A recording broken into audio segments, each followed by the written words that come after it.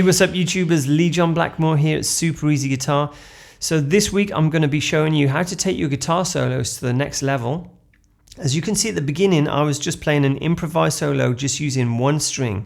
So if you've been following my beginner lessons, how to play a solo, easy solo over any chord, and how to play with a pentatonic, this is kind of next level, okay? So I'm going to show you how to improvise just using one string, and it's going to sound really cool. Then I'll show you a couple of more strings perhaps, and then I'll show you a scale position that you can play along with. And I'll also include a link to the backing track if you want to have a mess around with that as well. Let's zoom in and have a closer look. So please don't be put off if you don't have an electric guitar. You can play this on the acoustic as well. The only difference is, perhaps you won't be able to play the higher frets on the acoustic. No problem. You can still improvise between the 1st and the 12th fret. Okay, I'm not going to make it super technical this lesson, all right? So what was going on in the background? I had a chord progression, D major, B minor, G major, back to D minor. Then changes A major, B minor, G major, back to D major. Now it might sound familiar because it's based on something that's kind of popular, but I'm not going to say what it is because I don't want this video removed, all right? So it's just for an example. Now it's in the key of D major. Now that's why I picked the G string, because the G string is quite nice to do bends on. It's in the middle of the fretboard. And the first note I started on was the 7th fret on the G string. And that note just happens to be D, just like the D major chord, okay? Now I know D, B minor, G, and A as well, they're all going to sound fine if I just play this D note. Sorry, minor.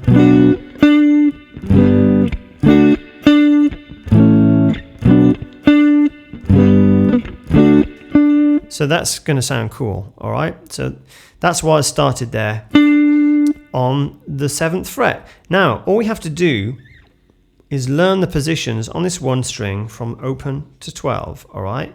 And just by playing any of those notes, you'll be able to put a solo together, okay? Doesn't necessarily mean if you play randomly it's going to sound good. That's where creativity comes in. So you kind of have to find your way around. Now I'll show you how to do that. So we've got open on the G, then we've got 2, 4, 6, 7. Notice 6 and 7 are next to each other. There's no gaps in between. So it's what we call a half step. Then up to 9, 11, and then 12. And notice 11 and 12. That's a half step as well, okay? So everything else is a whole step. 0, 2, 4, 6, 7, 9, 11, 12. So we got this. If I keep on going, you start to hear the scale in there, okay? So if I start D,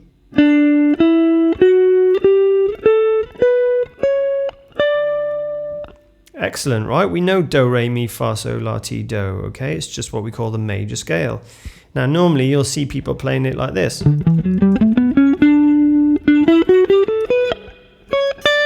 Okay, so they play it in a single position. But I want you guys to get used to moving around the fretboard, make things more interesting, okay? So let's start D7, then slide. I'm plucking and sliding at the same time to 9. Remember to always watch the fret that you want to slide to, otherwise you'll go past it or won't reach it. Then I'm going back to 7, 6, 7. So what I want you to do is download the backing track, okay, or play along with it, and you can start off by just using that little position. So now obviously we've got other notes in there, so we could put in 11 and 12. So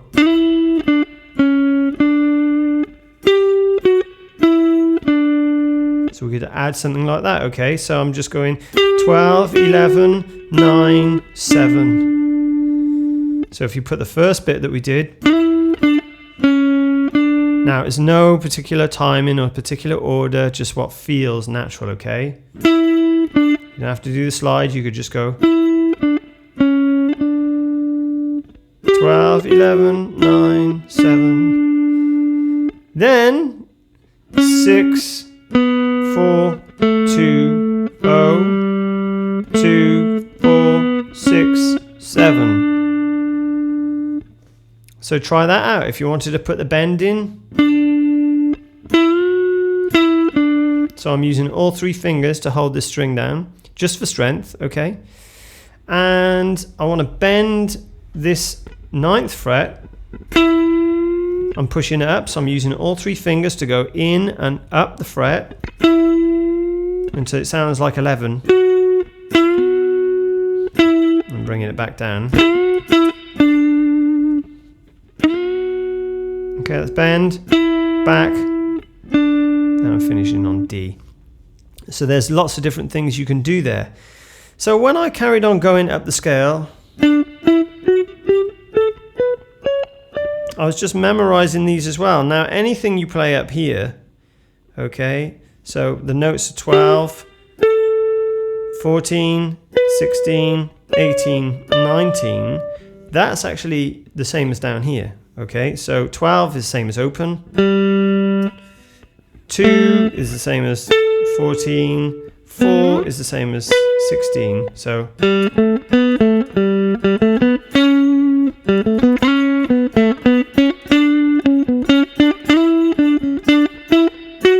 it just repeats, right? Anything that's up here is repeated down here because the fretboard is only that big, right?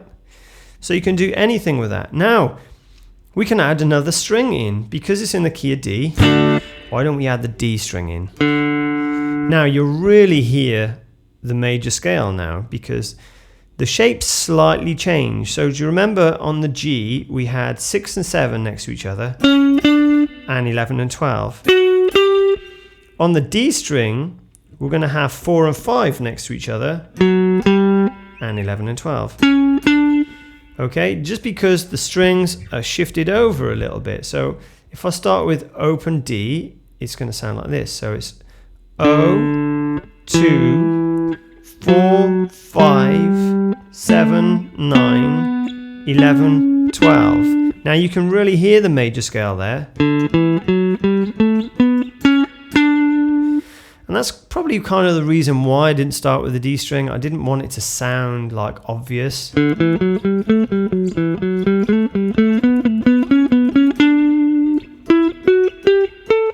So the thing to do really would be to play the backing track and just play through those note positions until you find something that's really comfortable and works. Let's have a listen and we'll see what I can put together. Okay, so here we go. Let's start on the G string. O, 2, 4, 6, 7, 9, 11, 12.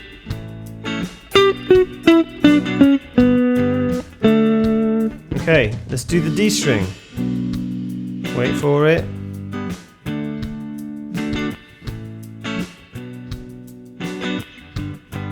Okay, the D string.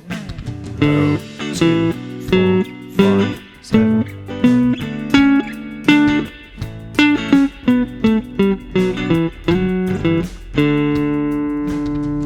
Okay, so now I'm going to use the G string and the D string. You ready? Just random. Start on D.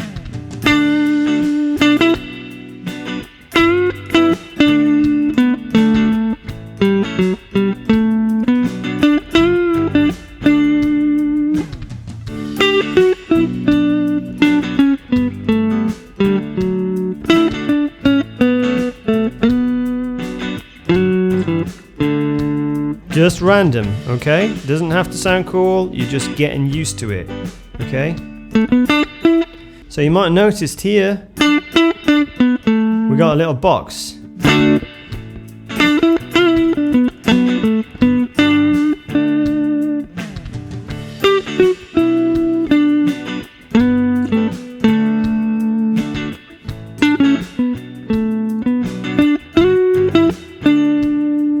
So from here, from the 7th to the 12th, virtually the same notes, okay? So what you might have noticed, on the G string, where I started on that D note, and I went to 9, it's the same on the D string, okay? 7, 9. And then 11, 12. And 11, 12 on the D. So there's part of the scale you could use, right?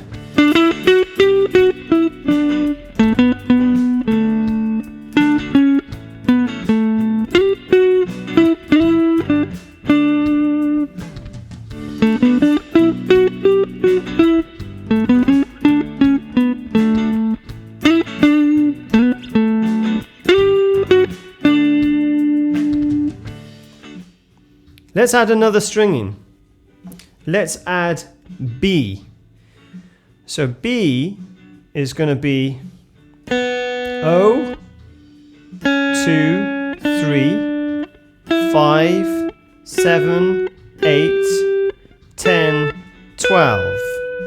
Now I'm just concentrating on this area here. So I know I can use 12, 10, 7, and 8. So check this out, right? I'm going to go from the D.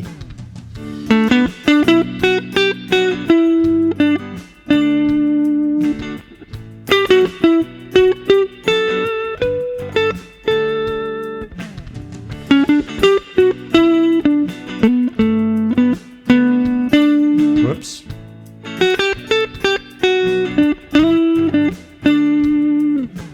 Okay, so that's just using the top half of the B, the top half of the G, and the top half of the D. You could do the lower half, right? So G on the B.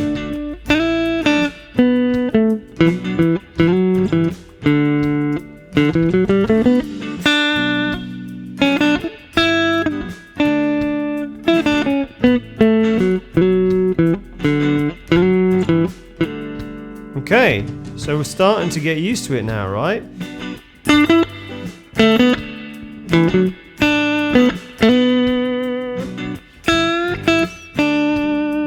Yeah, I'm just jumping between these two positions.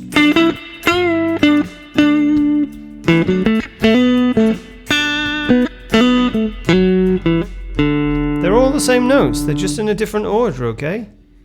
So I'm just going to use the top half now of the fretboard. I'm just going to use the E, the B, and the G and the D. Just use a little bit of them, okay? Here we go. And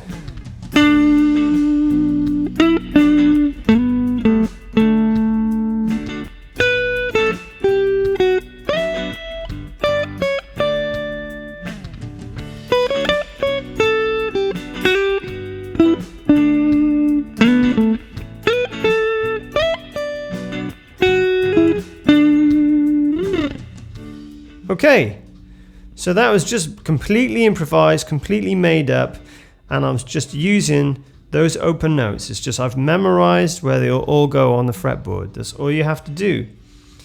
Now, sometimes it can be difficult, you know, just start one string, like I said, work your way over to the next string and get comfortable just playing over this backing track. Now, this is just in D.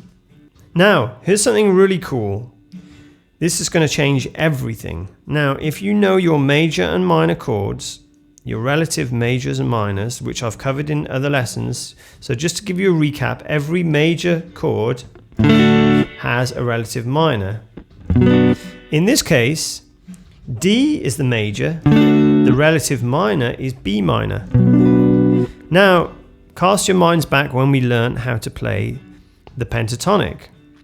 We probably did the minor pentatonic in the key of A. But because B is the minor relative of D major, it means we can use the B minor pentatonic over this as well. If that's a little bit much to take in at the moment, don't worry. But if you're with me, let's give it a go, right? So we've got the D major backing track going on. but we're going to play the relative minor, which is B minor. So we're going to use the pentatonic B minor over the top of it. And it sounds like this.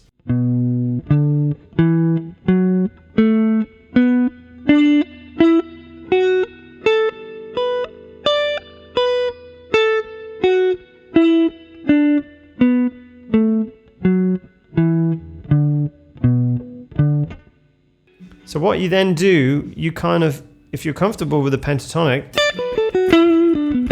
you can mix it with what we were doing earlier. So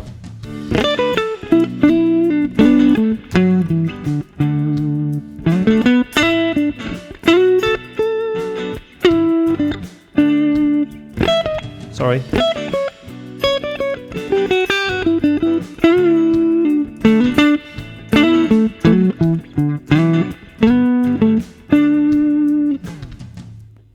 So we know kind of where to find the notes on one string, maybe two strings by now, okay? And hopefully you know the pentatonic, okay? The B minor pentatonic. So really, I should show you how to play the D major scale as well, all right? And we're going to learn it in one position, and hopefully then everything will come together. So if you don't understand yet, take in this last section, mull over it, work on it, and suddenly things will start to come together, I promise you. So it's very important you use the correct fingers here now. And even if you're on the acoustic, it might get a little tight up here, but you know, work with me, okay? So we're going to start with the second finger, and it's very important that you don't move the hand here. The second finger is going to start on the 10th fret on the bottom E string. Now the reason being is because that note there is D, okay? Remember, you should know your notes all the way up the bottom E string. So, you know, E, F, F sharp, G, and so on, and the 10th fret will be D. So we're going to play D there, and with your pinky or your third finger, if you can't reach, you're going to play the 12th fret. Okay, so we got this. Then on the A string, your finger's already there, ready. Your first finger is going to play 9, 10, 12. So far, back on the E string, 10, 12. A string, 9, 10, 12. Now we're going over to the D string, 9 again, 9. This time 11, 12. Now if you play that all together, just listen.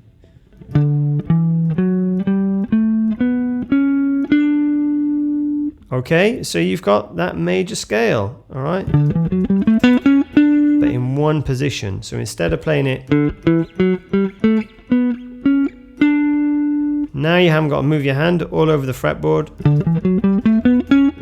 It's over multiple strings. Now, if we start where we finished on that pinky, on the 12th fret on the D, that just puts our ear back into tune. That tells us it's D. Then we're going to go over to the G string and play 9, 11, 12.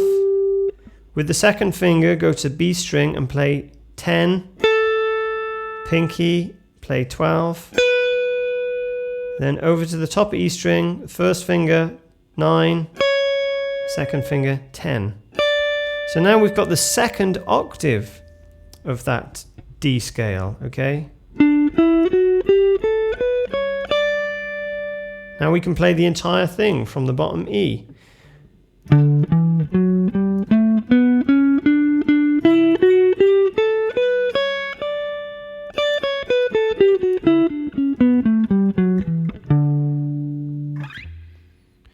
So now you can play that over the backing track as well, and it's going to work perfectly.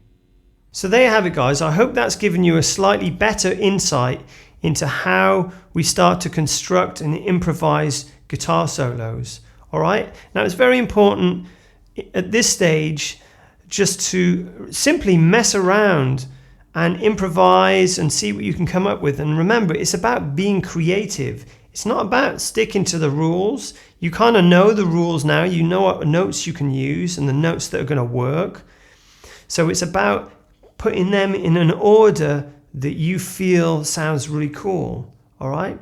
Let me know what you think of the video in the comments box below, and I'll see you again the same time next week. Enjoy.